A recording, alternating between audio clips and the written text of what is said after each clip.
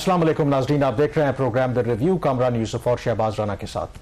The review में हम पाकिस्तान की मईशत, खारजा अमूर और नेशनल सिक्योरिटी से जुड़े मामलात पर बात करते हैं। इस हफ्ते कौमी असम्बली में हुकूमत ने एक बिल मुतारफ कराया है जिसका मकसद पाकिस्तान में जो टैक्स कलेक्शन है उसको बेहतर करना है और उसके लिए कुछ ऐसे इकदाम तजवीज़ किए हैं। अगर ये जो बिल है कानून बन जाता है तो फिर काफ़ी मुश्किलात हो सकती हैं उन लोगों के लिए कि जो अपने सालाना गोशवारे जो हैं वो नहीं भरते और वो गाड़ी भी नहीं खरीद सकेंगे, प्रॉपर्टी भी नहीं खरीद सकेंगे और इवन कुछ ऐसी तजावीज़ भी हैं कि अगर आप फाइलर भी हैं तो आपके लिए भी कुछ ख़रीदारी करने में मुश्किलात पेश आ सकती हैं। तो शहबाज, जो टैक्स वाला मामला है ऑफ कोर्स ये एक मेजर इशू है और जो शॉर्टफॉल भी हमें अभी आ रहा है बावजूद इसके कि गवर्नमेंट जो है वो हर तरह का जोर लगा रही है कि किसी तरीके से ना सिर्फ जो इस साल का टैक्स हदफ है वो पूरा हो, बल्कि जो एक्चुअल जहाँ से टैक्स चोरी होता है या टैक्स लोग देते नहीं हैं उनको लोगों को भी टैक्स नेट में लाया जाए। तो ये जो अब इस बुध के रोज़ जो बिल इंट्रोड्यूस करवाया गया है कौमी असम्बली के अंदर, डू यू थिंक कि ये एक मेजर स्टेप है, इससे कोई फ़र्क पड़ने वाला है या माजी की तरह अगेन एक फ्यू ट्रायल अटेम्प्ट है कि किसी तरीके से हमारे यहाँ टैक्स कलेक्शन बेहतर हो जाए? कामरान, मसला ये है कि हुकूमत का जो फोकस है वो उन जगहों पे नहीं जाता जहाँ पे उसका जाना चाहिए। जो मसाइल हैं उसकी निशानदही तो मौजूद है। ये जो एक चीज़ 2011-12 से चल रही है कि नॉन फाइलर्स जो हैं या वो लोग जो पाकिस्तान के टैक्स निज़ाम का हिस्सा नहीं है, फॉर्मली वो रजिस्टर्ड नहीं है या वो रेगुलरली अपना रिटर्न फाइल नहीं करते, तो उनके खिलाफ एक्शन लेना है। 2012 से तो ये मैं सुना, 2013-14 में फिर ये नया कॉन्सेप्ट आ गया नॉन फाइलर वाला। तो बहरहाल ये वाला जो बिल है ये तकरीबन 2 माह की ताखीर से कौमी असम्बली में इंट्रोड्यूस हुआ है। इसके हवाले से सितंबर में चेयरमैन FBR ने एक प्रेस कॉन्फ्रेंस भी की थी, उन्होंने इसकी तफसीलात भी बताई थी कि हुकूमत क्या करने जा रही है। इसका कितना इम्पैक्ट होगा कितना नहीं होगा वो तो बाद में बात करेंगे, लेकिन अभी जो हुकूमत के नए इकदाम हैं वो है क्या, कोई इसमें अनयूजुअल चीज़ नहीं है, ऐसी अनएक्सपेक्टेड चीज़ नहीं है जिसका चेयरमैन FBR ने जिक्र ना किया हो या मीडिया ने उसको रिपोर्ट ना किया हो। बुनियादी तौर पर अगर आप देखा जाए तो एक इस किस्म के स्टेप्स लिए जा रहे हैं। इकोनॉमिक ट्रांजेक्शंस कुछ लोग करते हैं उसके ऊपर रिस्ट्रिक्शंस लगाई जा रही है। इससे पहले कि आप इसकी तफसील बताएं, मुझे एक चीज़ समझ नहीं आती कि वैसे तो जब हर साल बजट पेश होता है, फाइनेंस बिल आता है तो उसमें भी तजावीज़ आती हैं, तो ये क्या उस वक्त हमारे जो हुकाम बाला हैं, FBR हो या जिन लोगों का काम है, तो उस वक्त ये सो रहे होते हैं, उस वक्त इनको याद नहीं आता या इनको आफ्टर थॉट आती है कि जी in the middle of the financial year? क्योंकि आमतौर पर तो होता ही है ना कि पूरे साल आप जो पूरा माली साल गुजरता है फिर उसकी बिना के ऊपर आप देखते हैं कि अभी हमें क्या करने की ज़रूरत है। तो ये क्या इससे शो करता है कि एक हेडहॉक किस्म का हमारा अरेंजमेंट है, किसी को ख्याल आता है तो कहता है चले जी हम ये स्टेप करके देख लेते हैं? कामरान, ये वाला जो बिल है ना, ये वज़ीर ख़जाना मोहम्मद औरंगज़ेब साहब का कंसीव किया हुआ आइडिया नहीं है। इसको कंसीव किया चेयरमैन FBR राशिद लंगड़ियाल ने, इसीलिए जब वो चेयरमैन बने अगस्त में और उन्होंने आने के बाद सारा सिस्टम रिव्यू किया तो उनके ख्याल में ये चंद इकदाम हैं, ये इसके करने से लोग मजबूर हो जाएंगे टैक्स नेट में आने के। आपको पता है पहले 2 कैटेगरीज होती थी जून से पहले, एक फाइलर की और एक नॉन फाइलर की। तो जो हुकूमत है उसने एक तीसरी कैटेगरी इंट्रोड्यूस करवा दी, लेट फाइलर की, उससे भी बात नहीं बनी। तो अब एक और नई डेफिनेशन आ गई है, वो है एलिजिबल और इनएलिजिबल, जो एक है आपका टैक्स पेयर या पर्सन, उसकी एक डेफिनेशन। बेहतर है कि अगर आप इसकी ब्रॉडर जो आउटलाइंस हैं अगर वो बता दें कि ये बिल है क्या और क्या इससे फर्क बेसिकली इसमें एक तो टैक्स पेयर को एक नई उसको डेफिनेशन दी गई है। अभी फाइलर और नॉन फाइलर तो अपनी जगह पे है, तो एलिजिबिलिटी का क्राइटेरिया आ गया कि जो एलिजिबल पर्सन होगा, जो अहल पर्सन होगा, वो कुछ मखसूस ट्रांजैक्शन कर सकेगा, बाकी वो ट्रांजैक्शंस जो है इनएलिजिबल पर्सन वो नहीं कर सकेंगे। एलिजिबिलिटी की डेफिनेशन पहले तो ये होता था कि आपने गोशवारा जमा करवाया, तो यहाँ पे सिर्फ गोशवारा नहीं है, यहाँ पे 2 चीजें हैं कि उसका गोशवारा भी होना चाहिए और गोशवारे के साथ उसकी जो उसकी वैल्यू है, उसकी जो वर्थ है जो उसने अपने असासे में डिक्लेयर की है वो इतनी होनी चाहिए कि जो वो ट्रांजैक्शन करने जा रहा है उससे वो कम से कम उसकी 130% वर्थ हो, तो वो जो जितना उसने गोशवारे में जमा करवाया जो ट्रांजैक्शन है वो 130% तक कर सकता है। मतलब अगर आपके पास 100 रुपया है तो आप 130 रुपए की चीज खरीद सकते हैं। ये है नई डेफिनेशन एलिजिबल की। अब इसका मकसद क्या है? 2 है। एक तो ये इसका मकसद है कि जो इनएलिजिबल लोग हैं, जो पहले नॉन फाइलर थे, वो ये ट्रांजैक्शन ना कर सकें, और दूसरा उनके जो अपना रिटर्न फाइल कर देता है और फाइल करने के बाद अपने ड्यू टैक्स पे नहीं करता, उसके बाद बड़ी ट्रांजैक्शन जाके कर लेता है, उसको भी कैप्चर किया गया है।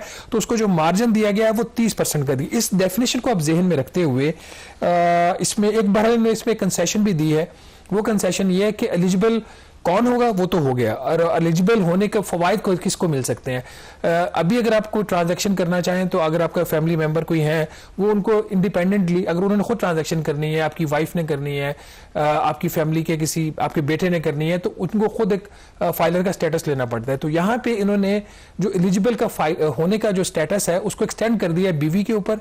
अगर फाइलर है, अगर आपका हस्बैंड फाइलर है तो बीवी उसका बेनिफिट ले सकती है, और बीवी फाइलर है तो हस्बैंड उसका बेनिफिट ले सकता है। माँ बाप ले सकते हैं उसका बेनिफिट।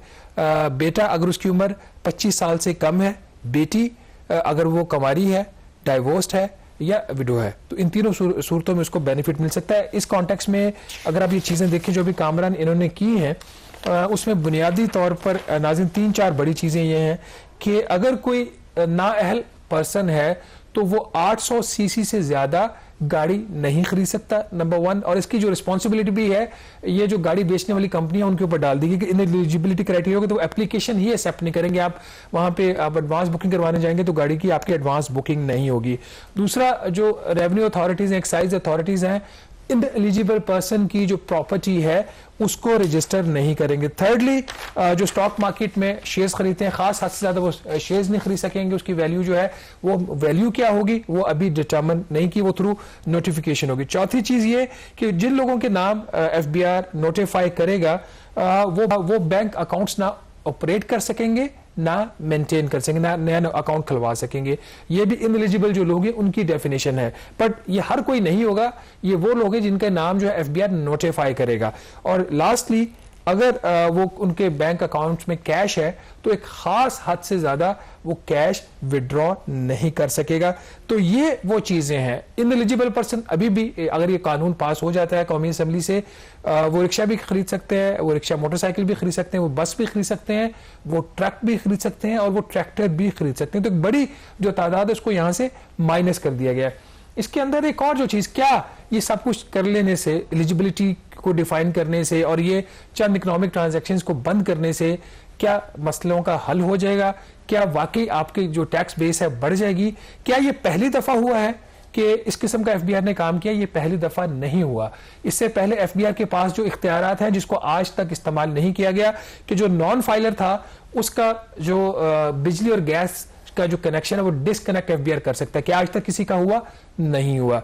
जो नॉन फाइलर है जिसको एफबीआर उसको नोटिफाई करेगा, पब्लिसाइज करेगा, वो गैर मुल्की सफर भी नहीं कर सकता स्वाय हज और उम्रा के पर्पसेस के लिए। क्या आज तक किसी को रोका गया? नहीं रोका गया। तो ये हमारा जो एक कॉन्सेप्ट बनता जा रहा है इंक्रीजिंगली कि जो कानून है उनको न्यूक्लियराइज कर दिया जाए, उसमें इतने इख्तियारात ले लिए जाए कि बस सब कुछ कानून से ठीक हो जाएगा। क्या ये सिर्फ कानून से ठीक होगा या कानून के ऊपर अमल दरामद करवाने से ठीक होगा? ये सबसे बड़ा सवाल। और एक जो इंपॉर्टेंट नाज़रीन अपॉर्चुनिटी हुकूमत ने यहाँ पे मिस की है वो ये है कि आज भी कानून के अंदर नॉन फाइलर की जो कैटेगरी है वो एग्जिस्ट करती है। वो क्यों एग्जिस्ट कर रही है Kamran? This is the biggest question. ये तो ठीक है, आपकी यहाँ पे इंटेंशन नजर आ रही है हुकूमत की कि वो ये काम कर रही है, वो कर लेगी, बट क्या इसके कानून के अंदर इख्तियारात लेने से, तो फिर अगर आपका यही मकसद था तो फिर आपने नॉन फाइलर ये जो नुकता आपने उठाया ना कि ये फाइलर और नॉन फाइलर वाला, उसकी वजह से जो एक आप कह सकते हैं कि इंटेंशन तो गवर्नमेंट की ये थी कि लोगों को टैक्स नेट में लाया जाए, लेकिन जो आपने जिक्र किया हुआ ये कि जब फाइलर और नॉन फाइलर की डिस्टिंक्शन की तो लोगों ने क्या किया, टैक्स तो उन्होंने जीरो जमा करवाया लेकिन गोशवारे भरना शुरू कर दिए ताकि जब वो गाड़ी खरीदें तो उस पर उनको एक्स्ट्रा टैक्स ना देना पड़े, जब प्रॉपर्टी खरीदें या ट्रांजैक्शन करते हैं उस पर उनको ज्यादा टैक्स ना पड़े। तो उसका फायदा नहीं हुआ, लोग टैक्स नेट में तो शामिल हो गए उस तरह से लेकिन उतना टैक्स देते नहीं थे। बट डोंट यू थिंक कि अब जो इन्होंने एक क्राइटेरिया बनाया है कि अगर आप फाइलर भी हैं तो आप कोई भी जो एसेट है या प्रॉपर्टी या कोई भी चीज खरीदना चाहते हैं तो वो आपके जो एसेट्स आपने डिक्लेयर किए हैं या कैश है वो अगर उसकी वैल्यू 130% से होगी तो तभी आप खरीद पाएंगे। अब ये दो धारी तलवार है, अगर मैं कवानीन के मुताबिक अपने टैक्स रिटर्न भरता हूं तो फिर मेरे पे तो इस तरह की स्क्रूटनी नहीं होनी चाहिए। But on the other hand वो लोग जो सिर्फ उस कानून के अंदर जो सुकम है उसका फायदा उठाने के लिए वो करते हैं जी फाइलर बन जाते हैं, टैक्स उनका जीरो है और अगर आप उनके एसेट्स देखें तो वो शायद बहुत ज्यादा हैं। तो डू यू थिंक कि ये यहां पर उन्होंने एक कोशिश की है कि जो फाइलर और नॉन फाइलर की वजह से भी एक लोग फायदा उठाने की कोशिश करते थे कि जो जेन्युइन टैक्स चोर है वो फायदा ना उठा पाए? नहीं, देखिए इंटेंशन तो यहां पे बड़ी क्लियर है ना कि एक तो उन्होंने नॉन फाइलर को पकड़ने की कोशिश की, ऑल्दो वो कैटेगरी खत्म नहीं की कानून से। दूसरा उन्होंने ये कहा कि जो इवन फाइलर बन के आपने एक रिटर्न फाइल किया, उसके बाद जाके आपने 5 करोड़ का जो है वो एक प्लॉट खरीद लिया, पीछे आपका जो एसेट है वो 2 करोड़ रुपए का है, और आपने इसको जस्टिफाई भी नहीं किया कि आपने कोई लोन लिया है तो कहाँ से लिया, कहाँ से ये पैसा आया, कैश है तो कैसे आपके पास ये कैश है। तो उस लिहाज से तो इन अ वे ठीक है, बट ये सिर्फ कवानीन को ठीक करने से मसला नहीं था। असल जो मसला जो है ना एफबीआर का, वो इन्फोर्समेंट का। अब इसके अंदर एक और जो चीज बड़ी इंटरेस्टिंग हुई है जो कि खतरनाक भी है, वो ये है कि जो प्राइवेट पार्टीज जो हैं, प्राइवेट ऑडिटर्स जो हैं और जो एक्सपर्ट्स हैं, उनको एफबीआर जो है उसने कानून में ये डाल दी कि वो हायर उनको किया जाएगा मुख्तलिफ पर्पसेस के लिए, टैक्स बेस को बढ़ाने के लिए, एनालिसिस के लिए, digital utilization of the information के लिए। हायरिंग तक तो बात ठीक थी।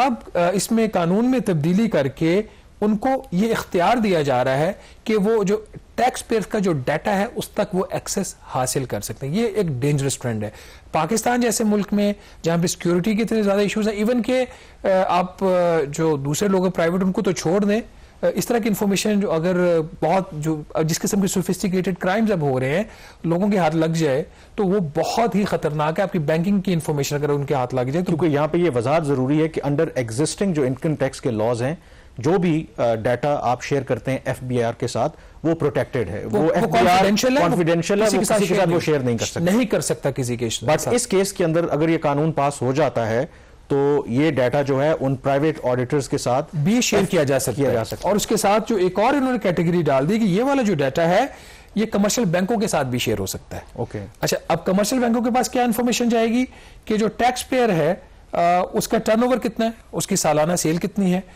उसकी आमदन कितनी है, इंक्लूडिंग टैक्सेबल इनकम उसमें कितनी है, और उनके बैंक अकाउंट का नंबर क्या है, जो उसका जो दीगर जो डिटेल्स हैं वो जाएंगी, और उसके जवाब में फिर बैंक उनको असेस करेगा। अब ये काम बैंक करेगा जी कि उसके जो उसने डिक्लेयर किया हुआ है, लेट से उसने 1 करोड़ रुपए डिक्लेयर किया अपने रिटर्न में, तो उसके अकाउंट में 2 करोड़ रुपया पड़ा हुआ, तो ये बैंक चेक करेगा। फिर बैंक क्यों चेक करेगा? ये एक यहाँ पे उनको जो एक्सेस टू इन्फॉर्मेशन दे रहे हैं ना of the tax payers to the banks, ये भी गलत है। ये बहरहाल इसके ऊपर बैंक को भी अथॉरिटी दे रहे हैं कि वो अपने कस्टमर्स को हैरास करे। इन अदर वर्ड्स वो यही होगा ना कि बैंक अगर आप उनको आप एक दे देते हैं पावर, तो वो फिर जो अपने कस्टमर्स हैं उनको हैरास करेंगे। बट आई थिंक जो हैरासमेंट से ज्यादा वो उसके और भी देखिए जो इसकी लैंग्वेज है ना, the schedule banks shall provide to the board particular such as name, account numbers of such person where the banking information is at variance with the data provided under clause A of this subsection.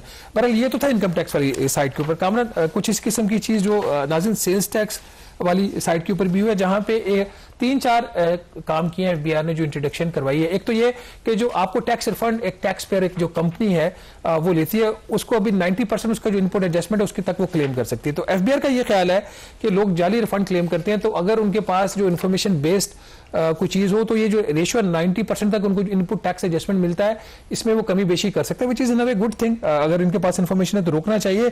फिर जो unregistered जो businesses हैं उनके ऊपर ये पाबंदी होगी कि उनके जो बैंक अकाउंट्स हैं उसको एफबीआर अब फ्रीज कर सकता है। दूसरी चीज ये कि जो अनरजिस्टर्ड पर्सन है, लोगों ने सेल्स टैक्स की रजिस्ट्रेशन नहीं करवाई हुई, कारोबार कर रहे हैं, उनकी प्रॉपर्टीज की अगर खरीद और फरोख्त होगी उसके ऊपर पाबंदी होगी। और कुछ और जो कोहेसिव मेजर्स जो एफबीआर ने लेने के लिए यहाँ पे प्रपोज किया कानून के अंदर, कि जो बिजनेस प्रेमिसेस हैं वो सील हो सकते हैं, उनकी जो मूवेबल प्रॉपर्टी है, अब मूवेबल की डेफिनेशन बहुत ब्रॉड है, जो मूवेबल एसेट्स हैं, प्रॉपर्टी है, वो भी वो एफबीआर जो है इसको सीज कर सकता है। और जो प्रॉपर्टी सीज और कॉन्फिस्केट हो जाएगी उसके ऊपर एक रिसीवर अपॉइंट होगा। और इसी तरीके से फेडरल एक्साइज ड्यूटी के जो गुड्स, खासतौर पर जो टोबैको और बेवरेजेस हैं जिसके ऊपर कोई स्टैंप नहीं लगी हुई, एफबीआर का कोई ट्रैकिंग नंबर नहीं लगा हुआ, उनको भी कॉन्फिस्केट किया जा सकता है। इकदाम अच्छे हैं कानून के अंदर, लेकिन असल जो सवाल नाज़रीन है वो उसकी अमल दरामद के ऊपर है। क्या वो एफबीआर अमल दरामद कर सकेगा? तो अगर एफबीआर अमल दरामद कर सकता था और है, तो आज तक बाकी चीजों के ऊपर एक्शन क्यों नहीं लिया गया? लोगों का ट्रैवल क्यों नहीं बैन हुआ? उनके बिजली और गैस के कनेक्शंस हैं वो क्यों डिस्कनेक्ट नहीं हुए? यहाँ पे छोटी सी ब्रेक लेंगे, ब्रेक के बाद वापस आएंगे तो बात करेंगे अमेरिका की तरफ से जो पाकिस्तान के ऊपर नई पाबंदियां लगी हुई हैं उसके क्या असरात होंगे। Stay with us.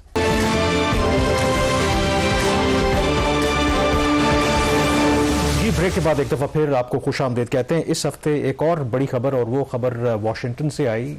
अमेरिका ने पाकिस्तान का जो long range ballistic missile programme है उस पर मजीद पाबंदियां आयद की हैं। 4 जो नई कंपनी हैं जिन पर पाबंदियां आयद की गई हैं, इसमें जो सबसे अहम बात है, 3 जो कंपनियां हैं वो तो प्राइवेट या सेमी प्राइवेट हैं, लेकिन एक जो ज़ाहिर है कि रियासत का इदारा है नेशनल डेवलपमेंट कॉम्प्लेक्स, जो पाकिस्तान के मिसाइल प्रोग्राम को देखता है, मिसाइल डेवलपमेंट प्रोग्राम को देखता है, उस पर भी पाबंदियां आयद की गई हैं। और इल्ज़ाम पाकिस्तान के ऊपर ये है कि पाकिस्तान ये जो लॉन्ग रेंज मिसाइल है उसकी तैयारी में मसरूफ़ है। और उसके हवाले से क्योंकि वजाहत जो जारी की, क्योंकि ये तो ढकी छुपी बात नहीं है कि पाकिस्तान का न्यूक्लियर प्रोग्राम भी, मिसाइल प्रोग्राम भी डिटेरेंस है, क्योंकि भारत से हमें ख़तरा है। किसी भी मुमकिन जारियत से निपटने के लिए पाकिस्तान को ये जो टेक्नोलॉजी है उसको एक्वायर करना ज़रूरी था।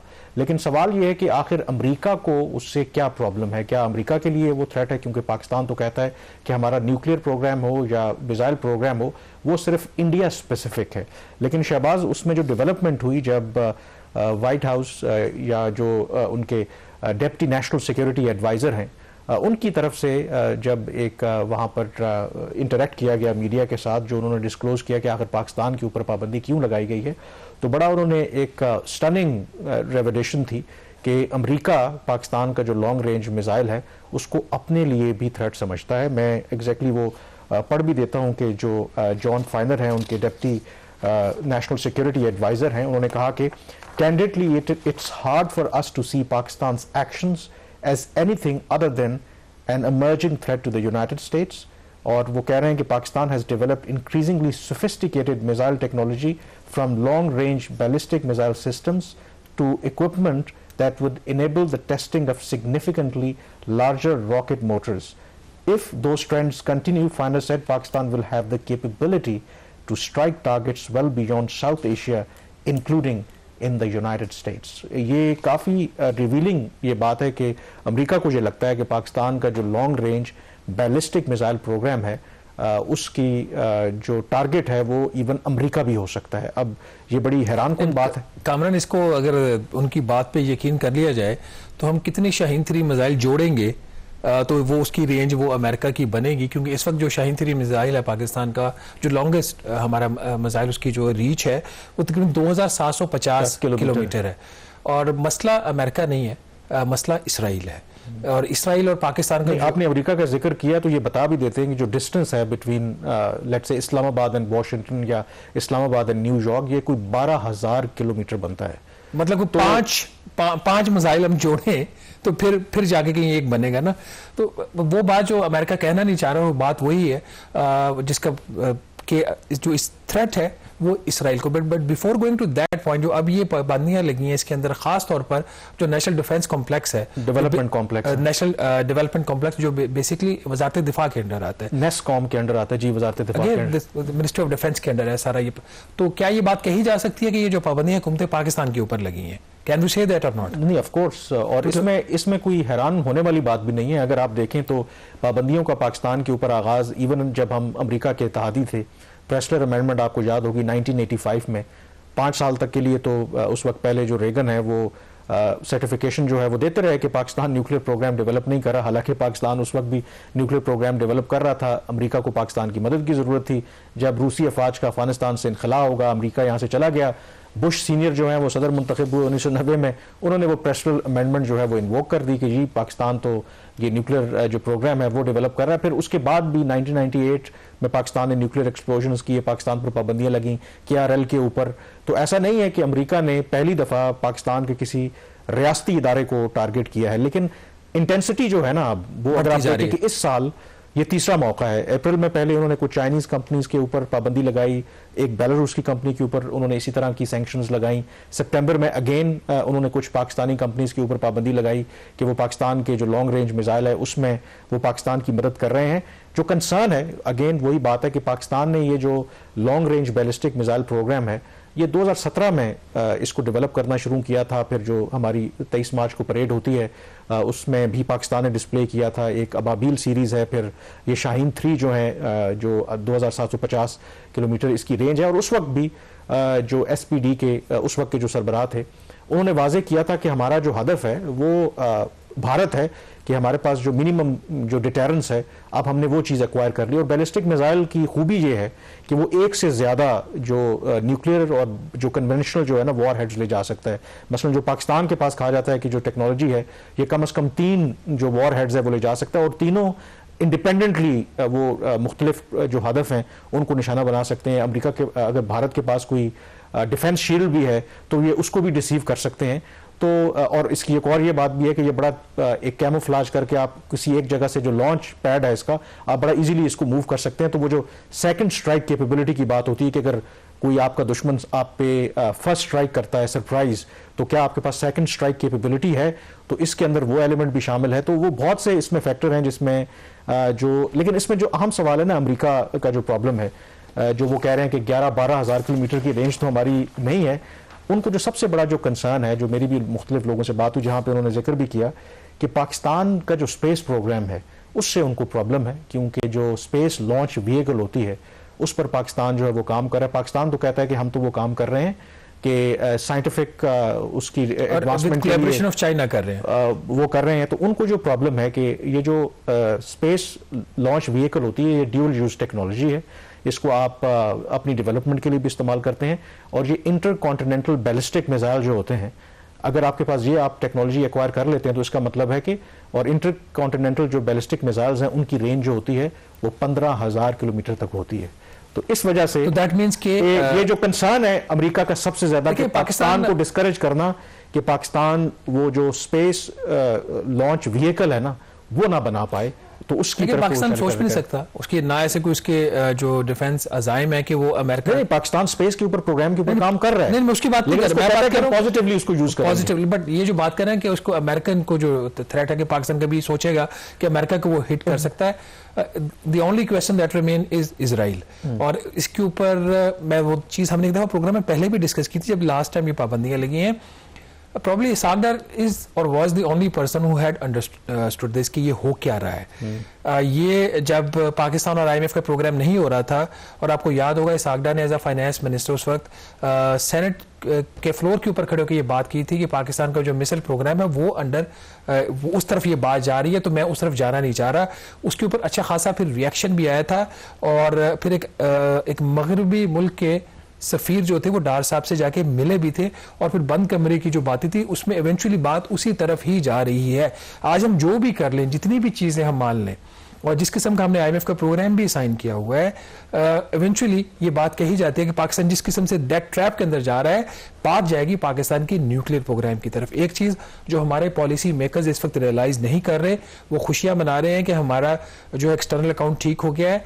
वो एक्सटर्नल अकाउंट इसलिए आपका ठीक हो गया कि IMF ने आपसे तकरीबन 13 से 18 अरब डॉलर का जो कर्ज है वो सालाना रोल ओवर करवा रहा है।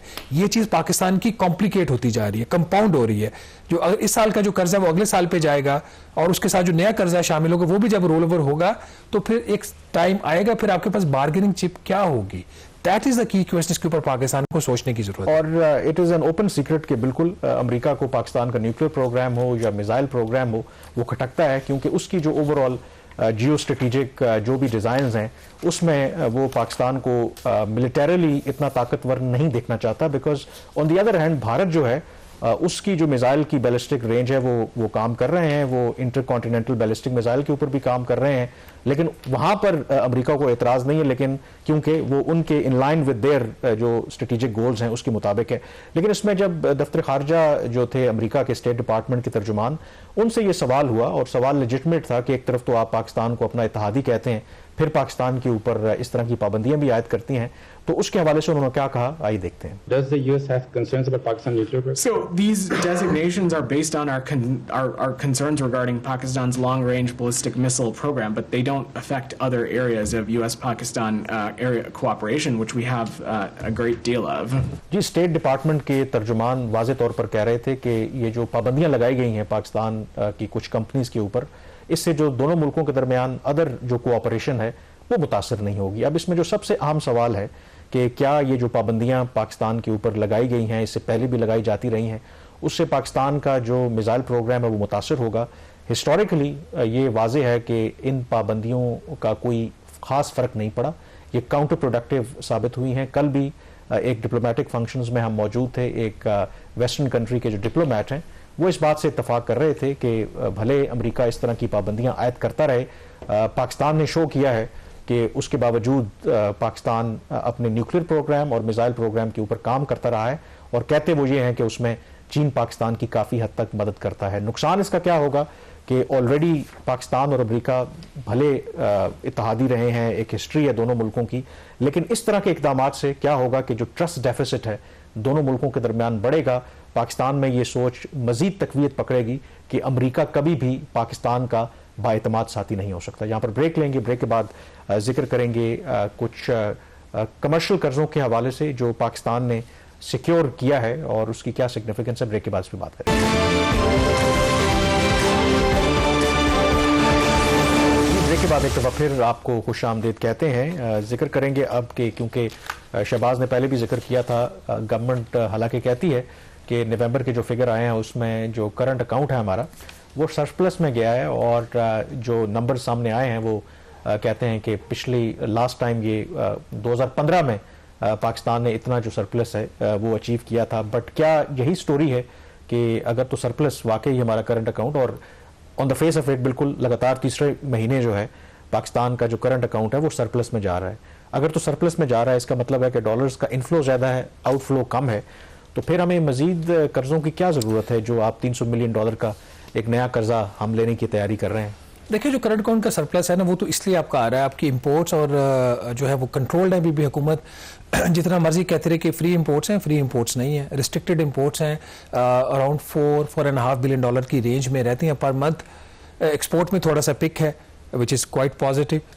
उसको एक खदशा रेमिटेंस में भी बेहतरी आ रही है। एक्सपोर्ट में जो पिक आ रहा है उसकी एक वजह यह थी कि एग्रीकल्चर की आपकी राइस की एक्सपोर्ट्स बढ़ी थी। उसके अंदर एक लेटली एक डेवलपमेंट हुई है, यूरोपीय यूनियन ने कुछ कंसर्न शो किए हैं कुछ कंसाइनमेंट्स के ऊपर, तो इसको मेरा ख्याल कल के प्रोग्राम इसको डिटेल में भी डिस्कस करेंगे। ओवरऑल एक्सपोर्ट प्लस रेमिटेंसेस, तो ये आपको हेल्प कर रही है कि आपका जो करंट अकाउंट का जो सरप्लस है वो आए। अब ये क्या ये friends, but is that in line with जो प्रोजेक्शन आईएमएफ की भी और इस दफा फाइनेंस मिनिस्ट्री एंड लार्ज उसी रेंज में ये जा रहे हैं, क्योंकि पिछले प्रोग्राम में बहुत बुरी तरीके से क्रिटिसिज्म आया था आईएमएफ के ऊपर कि आपकी जो रॉन्ग कैलकुलेट किया था करंट अकाउंट खसारे की, तो उसकी वजह से पाकिस्तान को आप लोगों ने प्रोग्राम भी नहीं दिया और पाकिस्तान की जो प्रोजेक्शंस थी वो सही साबित हुई थी। अब ये कर्जा हमें क्यों चाहिए? कर्ज इसलिए चाहिए कि हमने पहले पुराने कर्जे वापस करने, और जो जब आईएमएफ का ये प्रोग्राम साइन हुआ था उस वक्त आईएमएफ ने ये आइडेंटिफाई किया था कि जितने भी नॉन अवेलेबल रिसोर्सेज हैं फॉरेन लोन्स के, आपकी जो फॉरेन आपकी इनफ्लोज आ रहे हैं प्रोजेक्टेड और जो आउटफ्लोज जा रहे हैं, उसके बाद कर्जों को भी सब शामिल करने के बाद जो भी एक्सपेक्टेड है उसके अलावा भी $2.5 बिलियन का एक फाइनेंसिंग गैप है। ये जो कर्ज लिया गया जिसकी अभी हम नाज़िम को बताते हैं डिटेल, ये उसी गैप को फिल करने के लिए लिया गया। और ये जो $2.5 बिलियन का गैप है, इसमें सबसे बड़ा चैलेंज इस वक्त ये आ रहा है कि सऊदी अरब ने अभी तक पाकिस्तान के लिए $1.2 बिलियन की जो एक ऑयल फैसिलिटी देनी थी, उधार के ऊपर तेल देना था सालाना $1.2 अरब मालियत का, उसके ऊपर कोई प्रोग्रेस नहीं है। और दूसरा इसी वजह से हुकूमत पाकिस्तान को अब ये काम करना पड़ा। $300 मिलियन का एक लोन अरेंज किया है हुकूमत पाकिस्तान ने फाइनली, तकरीबन 2.5 साल के बाद किसी नॉन चाइनीज सोर्स से ये कर्ज लिया गया है। चाइना तो कमर्शियल लोन्स पाकिस्तान को देता रहा है, नॉन चाइनीज जो सोर्सेज थे वो विड्रॉ कर गए थे। ये वाला जो कर्ज है इसकी ट्रांजैक्शन बड़ी इंटरेस्टिंग है, जो स्ट्रक्चर है इस ट्रांजैक्शन का। $300 मिलियन अरेंज करके देगा यूनाइटेड बैंक लिमिटेड जो पाकिस्तानी बैंक है, लेकिन यूबीएल ये जो पैसा है ये रेज करेगा 2 से 3 गल्फ ममालिक से, वहां से पैसा रेज करेगा और गवर्नमेंट ऑफ पाकिस्तान को लेंड करेगा। इंटरेस्ट रेट अच्छा भी नहीं और बुरा भी नहीं है। आपको याद होगा चंद माह पहले हमने स्टोरी की थी कि स्टैंडर्ड चार्टर्ड बैंक लंदन से हुकूमत पाकिस्तान ने 11% शरह सूद के ऊपर एक कर्ज उन्होंने नेगोशिएट किया था। वो हमने खबर की हुकूमत डिफेंसिव पोजीशन पे गई और वो कर्ज हुकूमत ने उस वक्त नहीं लिया था। ये वाला जो लोन लिया गया इसकी जो इस पे जो इंटरेस्ट रेट है वो 7.2% से लेके 7.7% तक है। हाई रेट है, लेकिन गिवन सर्कमस्टांसेस जहां पे पाकिस्तान की लो क्रेडिट रेटिंग है, ये रेट उस लिहाज से बुरा नहीं है। सितंबर में हुकूमत ने कर्ज लिया था बैंक ऑफ चाइना से, बेसिकली एक ओल्ड लोन था उनका, रिन्यू करवाया उसको, उसका जो एवरेज इंटरेस्ट रेट बन रहा था वो 8.5% बन रहा था। कामरान, ये 1 साल के लिए ये कर्ज लिया गया है और इसकी वापसी विद इन अ ईयर होगी। ये एक it's not a good source of financing but the government does not have an option. एक और जो चीज़ हम क्लैरिफाई कर दें यहाँ पे, बल्कि उसको हाईलाइट करना जरूरी है, जो एक इशू होता है क्रेडिबिलिटी का। जब हम कोई खबर करते हैं तो हम कोशिश करते हैं कि जो अपने नाजरीन और अपने जो रीडर्स हैं एक्सप्रेस ट्रिब्यून को, कि उनको हम एक ऑथेंटिक स्टोरी दें। मैंने एक खबर की थी वर्ल्ड बैंक के लोन की, जो एक प्रोग्राम था पेस के नाम से, programme for affordable and clean energy का, जिसका हमने अपने प्रोग्राम में भी जिक्र किया था। वो $500 मिलियन लोन कैंसिल हो गया था। हुकूमत पाकिस्तान उस पर रिएक्ट किया। दो किस्म का उनका रिएक्शन था कि पहली बात उन्होंने कहा ऐसा कोई लोन एग्जिस्ट ही नहीं करता जो कैंसिल हुआ। उन्होंने कभी हमने निगोशिएट ही नहीं किया, इनिशिएट ही नहीं किया, हालांकि उसका पॉलिसी मैट्रिक्स तय हुआ, प्रायर एक्शन तय हुए। दूसरा जो उनका क्लेम ये था कि वर्ल्ड बैंक ने इस स्टोरी को रिबट कर दिया। दोनों क्लेम्स उनके गलत थे। आज तक वर्ल्ड बैंक का कोई रिबटल नहीं आया, और जो प्रोग्राम था वो नेगोशिएट भी हुआ। उसके नेगोशिएशन के जो डॉक्यूमेंट्स हैं उससे रिलेटेड प्रायर एक्शन के, वो भी हमारे पास मौजूद हैं।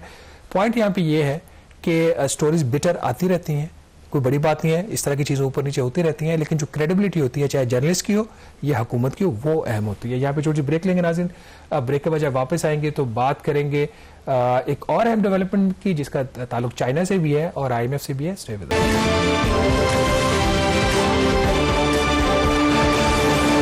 ब्रेक के बाद एक दफ़ा फिर आपको खुशामदीद कहते हैं। पाकिस्तान ने जो नया IMF का प्रोग्राम साइन किया था उसमें कई शराइत थी, और एक शर्त ये भी थी कि पाकिस्तान जो स्पेशल इकनॉमिक जोन्स या एक्सपोर्ट प्रोसेसिंग जोन्स जो बनाता है, और ज़ाहिर है कि इस तरह के जब इकनॉमिक जोन्स या एक्सपोर्ट प्रोसेसिंग जोन्स बनाए जाते हैं तो उनको स्पेशल कंसेशंस भी दी जाती हैं, टैक्स कट भी होते हैं। लेकिन IMF ने मेक श्योर किया था कि पाकिस्तान जब तक इस प्रोग्राम में है इस तरह की कोई जो फैसिलिटी है वो एक्सटेंड नहीं करेगा। और कहा यह जाता था इसका मकसद जो है वो चीन को टारगेट करना है, क्योंकि पाकिस्तान का जो प्लान है वो उसमें तो यही है कि जो स्पेशल इकनॉमिक जोन्स हों या एक्सपोर्ट प्रोसेसिंग जोन्स हों उसमें मेजॉरिटी चीन की जो कंपनियां हैं वही आकर सरमायाकारी करना चाहती हैं।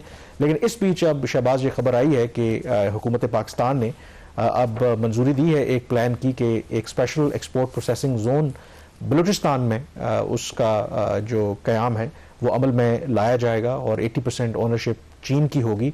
तो ये कैसे मुमकिन हुआ, गिवन द फैक्ट कि IMF तो कहता है कि आपने इस तरह का कोई भी स्पेशल जोन या एक्सपोर्ट प्रोसेसिंग जोन जो है वो नहीं बनाना जब तक आप IMF के प्रोग्राम में हैं। कामन पाकिस्तान 2011 ऑनवर्ड्स, बल्कि उससे पहले भी ये काम होता रहा है, स्पेशल इकनॉमिक जोन्स के ऊपर काफ़ी काम करता रहा है। और इनका ये ख्याल था कि ये जो जोन्स होते हैं जिसमें बेसिकली मकसद ये होता है कि तमाम जो फैसिलिटीज़ होती हैं एक स्टेज के ऊपर, एक जगह के ऊपर अवेलेबल होती हैं, यूटिलिटीज़ अवेलेबल होती हैं, और जो इन्वेस्टर होता है, जो बिजनेसमैन होता है, उसको बहुत सारी टैक्स मारात भी मिलती हैं। अगर एक्सपोर्ट के से रिलेटेड जोन है तो एक्सपोर्ट फ्री वहाँ पे वो प्रोडक्शन करते हैं और उसको एक्सपोर्ट कर देते हैं। चूँकि एक ख़तरा ये होता है कि नॉर्मली जो हमारे बिजनेसमैन करते भी हैं वो प्रोडक्शन करते हैं एक्सपोर्ट के नाम पे और लोकल मार्केट में वो सेल कर देते हैं और टैक्स उस पर चोरी करते हैं। IMF का ये ख्याल था कि ये जो SEZs हैं और EPZs हैं, एक्सपोर्ट प्रोसेसिंग जोन्स, इसका पाकिस्तान की इकॉनमी को कोई फ़ायदा नहीं है। तो उन्होंने इनको ये टारगेट दिया है कि जून 2025 तक आप हमें एक प्लान देंगे कि ये जो जितने भी एग्जिस्टिंग जोन्स हैं इसको आपने फेज आउट करना है 2035 तक, और कोई नया आप ना SEZ बनाएंगे ना EPZ बनाएंगे।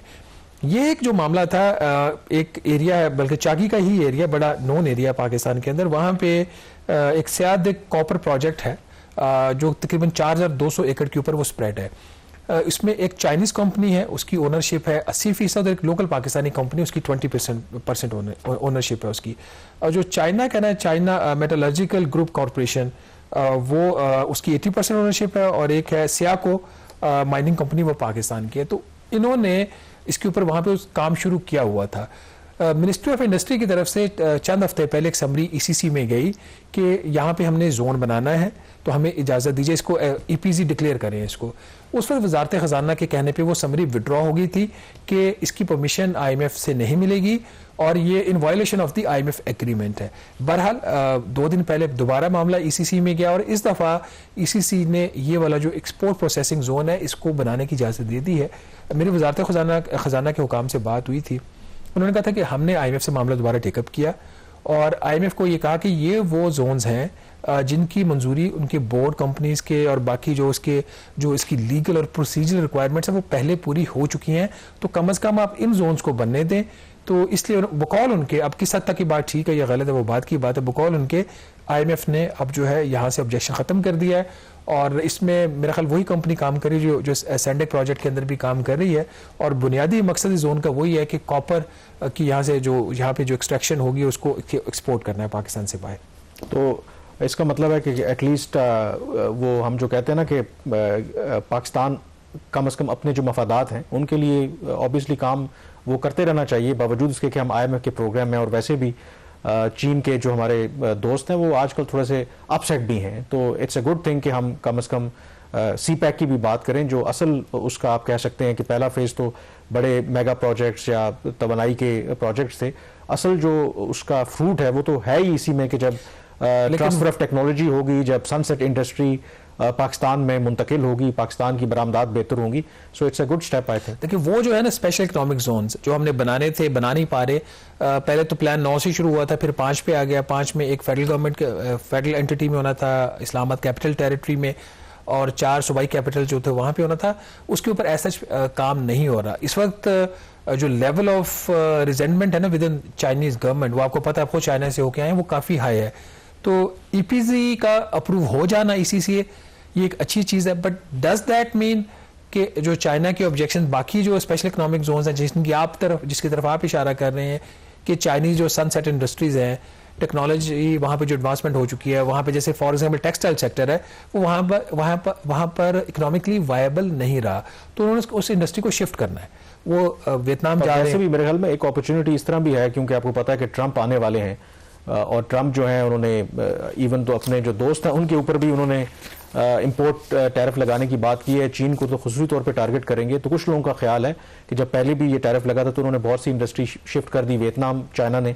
तो हमारे लिए एक अपॉर्चुनिटी भी हो सकती है कि अगर चीन के ऊपर इस तरह से उसको सर्कमवेंट करने के लिए, बाईपास करने के लिए उस सैंक्शंस को या जो ड्यूटीज लगाते हैं, तो पाकिस्तान में वो इंडस्ट्री शिफ्ट भी हो सकती है और यहाँ से वो एक्सपोर्ट कर सकते हैं। लेकिन इशू ये है कि देखें ना, हर क्राइसिस में एक अपॉर्चुनिटी होती है। लेकिन हम रेडी हैं उसके लिए। पे तो चाइना मान गया, सॉरी IMF मान गया, वो माइनिंग से रिलेटेड है। जो जनरल बिजनेसेस के लिए स्पेशल इकोनॉमिक जोन जो है, इसके ऊपर IMF मानेंगे या नहीं मानेंगे, ये बहुत बड़ा सवाल है। और जो जिस तरफ आप इशारा कर रहे हैं वो SEZ का मसला ज्यादा है। वो चलें, यहाँ पर प्रोग्राम का वक्त अब खत्म हो गया है। प्रोग्राम द रिव्यू से इतना ही। कामरान यूसुफ और शहबाज राना को इजाजत दीजिए। अल्लाह हाफिज।